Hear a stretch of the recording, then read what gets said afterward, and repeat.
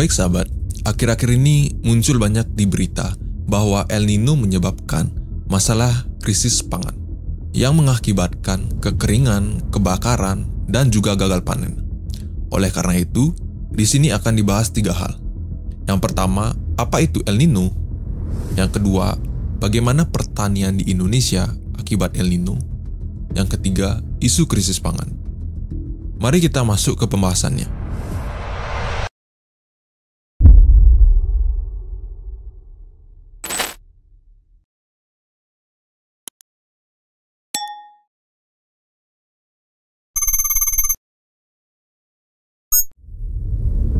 El Nino adalah pemanasan alami yang bersifat sementara dan sesekali terjadi di Samudra Pasifik yang menggeser pola cuaca global.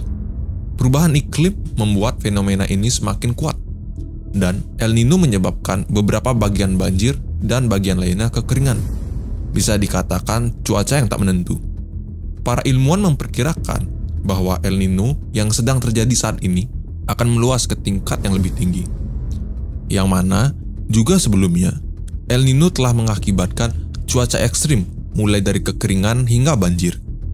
Di Indonesia sendiri, El Nino memberikan beberapa dampak yang signifikan, di antaranya kekeringan, kekurangan air bersih, gagal panen, serta kebakaran hutan dan lahan.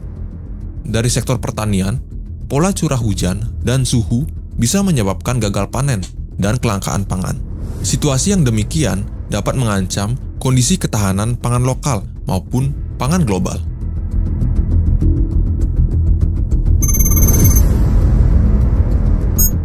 El Nino membuat pertanian terganggu di Indonesia.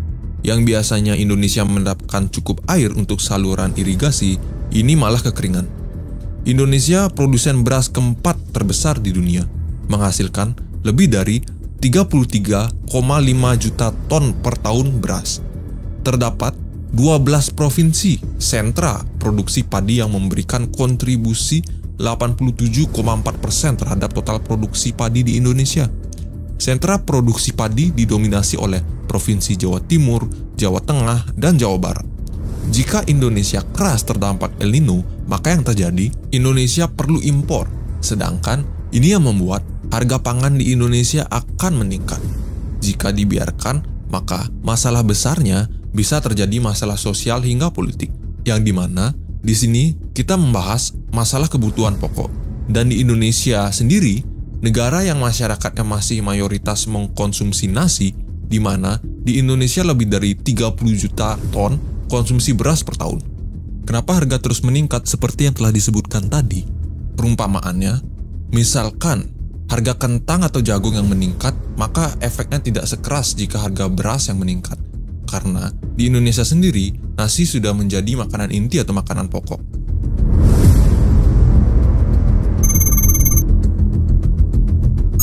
Cuaca yang lebih hangat dan lebih kering akibat El Nino yang lebih awal dari biasanya diperkirakan akan menghambat produksi beras di seluruh Asia, sehingga berdampak pada ketahanan pangan global di dunia yang masih belum pulih dari dampak perang tahun 2022. Negara-negara di Asia adalah negara penghasil dan pengekspor beras terbesar di dunia. Untuk pengekspornya ada India, Pakistan, Thailand, Vietnam.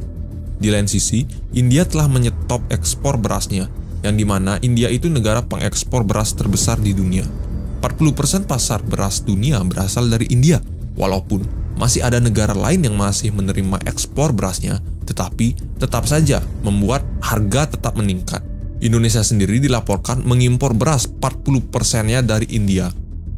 India memiliki populasi terbesar di dunia. Populasi India menyentuh angka 1,4 miliar jiwa. Tujuan India melakukan pembatasan ekspor ini adalah agar harga pangan domestiknya terjaga. Menurut saya, India tentu tidak salah melakukan ini, karena pemimpin negara seharusnya mengamankan rakyatnya dulu. Seperti yang telah disebutkan tadi, bahwa negara di Asia menjadi pengekspor beras terbesar di dunia. Tetapi, negara seperti Thailand dan Vietnam sebagai eksportir beras ke Indonesia kali ini banyak mendapat negosiasi dari negara-negara di dunia. Dikarenakan India sebagai pengekspor beras terbesar di dunia menutup ekspor berasnya. Apa akibatnya? Harga pasti akan meningkat dikarenakan petani di Thailand ingin menaikkan harga berasnya. Menurut sahabat, bagaimana?